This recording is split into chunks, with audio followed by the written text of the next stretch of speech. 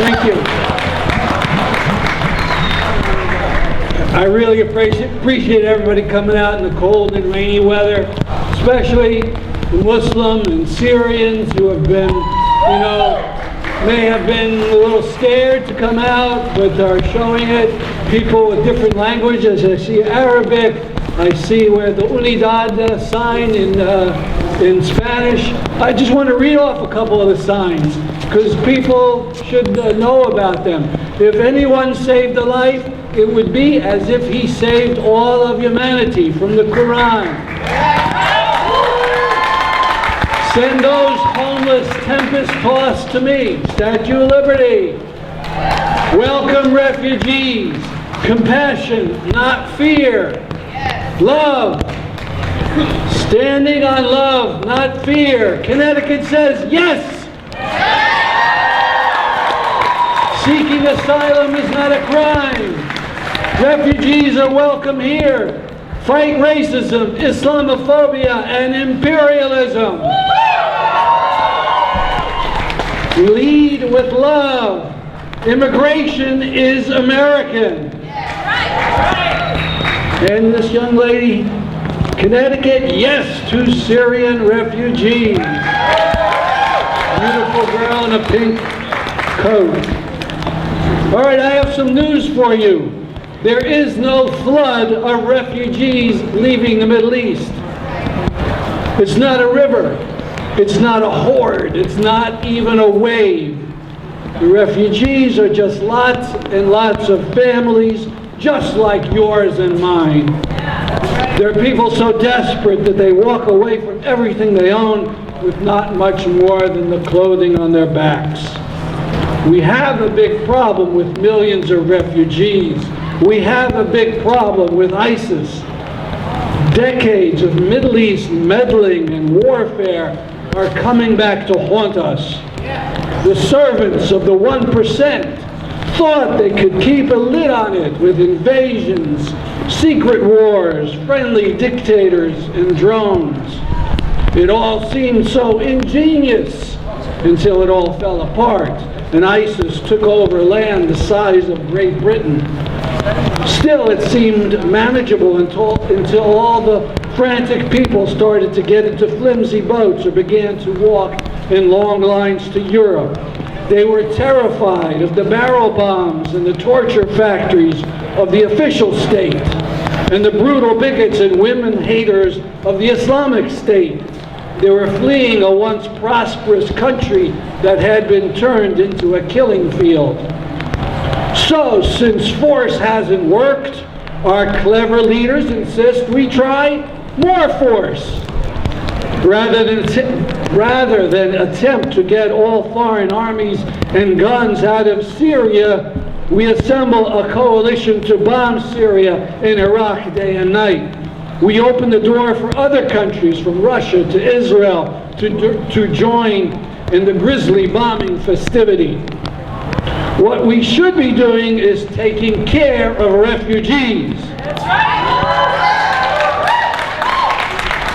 Not because we're such wonderful moral souls, but because we have a responsibility to fix what we helped destroy. Our shock and awe invasion of Iraq caused a series of dominoes to crash, leading to the flight of millions. We have an absolute duty to clean up the mess we helped cause. And it's not only morality, we have to do it for self-preservation, to lessen the misery and humiliation upon which ISIS feeds. But ISIS terrorists might be hiding among the refugees, cry the panic-stricken, and those who make their living feeding off of panic. Yes, that might be true. But if we treat refugees fairly and get them a decent place to live and work, they're going to turn on anyone who will be plotting terror and spoiling their new homes. They and millions of U.S. Muslim citizens could be our first line of defense. The other day, Mike Rawlings, the mayor of Dallas, nailed it. He was asked about the possibilities that refugees might be terrorists. He answered, "I am more fearful of large gatherings of white men who come into schools, theaters, and shoot up people, but we don't isolate young white men on that issue." After the disgraceful way we treated Jewish refugees in the 30s and our own Japanese citizens during World War II, is it really necessary to say that we shouldn't react in fear and mistreat whole ethnicities? One more thing. Yes, we absolutely have to do something about ISIS and Al-Qaeda and prevent the next and maybe even more dangerous formation. Our presidents need to stop thinking that we can play with the fire of religious extremism and not get burned. We have an ally named Saudi Arabia, whose regime has been accurately called an ISIS that has made it. It inspires, educates, and finances all manner of religious radicals. We should stop selling the Saudis weapons. We should stop supporting its invasion of Yemen.